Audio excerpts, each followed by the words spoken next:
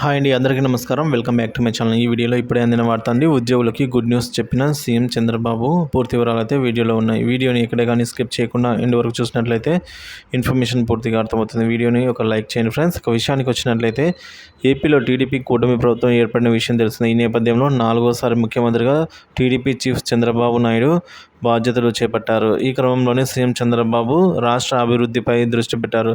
తాజాగా సీఎం చంద్రబాబు ఇటీవల జరిగిన సార్వత్రిక ఎన్నికల్లో విధులు నిర్వర్తించిన అధికారులకు గుడ్ న్యూస్ చెప్పారండి. ఆ ఉద్యోగులకు అదనపు వేతనం చెల్లించినట్లుగా తెలిపారు. ఈ ఒక నెల గరిష్ట వేతనానికి సమానంగా గౌరవ వేతనం చెల్లించాలని అన్ని జిల్లాల కలెక్టర్లకు రాష్ట్ర ఎన్నికల కమిషన్ ముఖేష్ కుమార్ మీనా ఉత్తర్వులు జారీ చేశారు.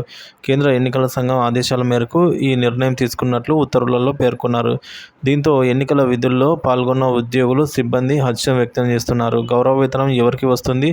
ఎన్నికల్లో పనిచేసిన సిబ్బందికి గౌరవ వేతనం ఇవ్వనున్నారా? జిల్లా ఎలక్షన్ ఆఫీసర్, జిల్లా రెవెన్యూ ఇవ్వనున్నారండి. సో ఎవరెవరికి ఇవ్వనున్నారంటే జిల్లా ఎలక్షన్ ఆఫీసరు, జిల్లా రెవెన్యూ అధికారి, రిటర్నింగ్ అసిస్టెంట్ రిటర్నింగ్ అధికారులు, సూపరింటెండెంట్, అలాగే తహసీల్దారు, సీనియర్ జూనియర్ అసిస్టెంట్లు, టైపిస్టులకు ఇది అందుతుంది.